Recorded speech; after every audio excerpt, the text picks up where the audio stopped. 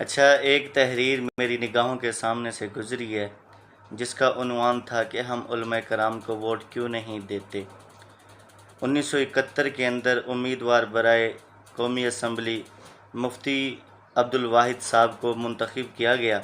مفتی صاحب کہتے ہیں کہ میں ایک گاؤں کے چودھری صاحب سے ملنے کے لیے گیا ووٹنگ کے سلسلے میں، اور چودھری صاحب کو جب میرے آنے کی خبر ہوئی تو حویلی سے باہر نکل کے میرا پرتباک استقبال کیا اور مجھے خوش آمدید، اہلاً و سہلاً، ویلکم، کیا کیا جو ہے میرے لیے الفاظوں کی بارش بھی کی، اور پھر میرے لیے جو ہے بہترین قسم کا دسترخوان بھی لگا دیا گیا۔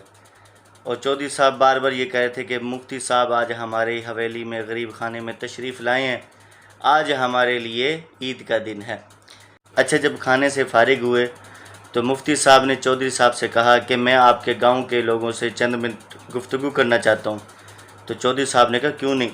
چودھری صاحب ایک با اثر چودھری تھے، شخص تھے، ان کا ایک حکم ہوا اور دیکھتے ہی دیکھتے جو ہے گاؤں کے تقریباً سارے لوگ ان کی حویلی کے میدان کے اندر، صحن کے اندر اکٹھے ہو گئے۔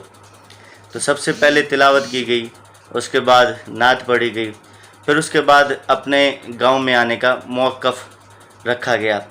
تو جو ہی ووٹنگ کی بات ہوئی تو چودھری صاحب فوراً کھڑے ہو گئے اور کہا کہ مفتی صاحب بات سنیں میری، اگر ناشتے میں کسی قسم کی کمی رہ گئی ہو تو وہ دوپہر کے کھانے میں پوری کر دی جائے گی، لیکن اگر آپ ووٹ کے بارے میں ہم سے سوال کریں گے تو یہ آپ کا سوال ٹھکرا دیا جائے گا، ووٹوں کی امید ہم سے نہ رکھنا۔ انہوں نے وجہ پوچھی، وجہ کیا ہے؟ وہ کہنے لگا دیکھو، چوری ہم کریں، ڈاکہ ہم ڈالیں، شراب ہم پئیں، شادیوں کے اندر مجرا ہم کروائیں گے، اور زمینوں پر ناجائز قبضہ ہم کریں گے، اس کے بعد ہم تھانے چلے جائیں گے، کیا آپ ان معاملات میں ہماری مدد کرنے کے لیے ہمارے پیچھے تھانے میں آئیں گے؟ مفتی صاحب نے کہا نہیں۔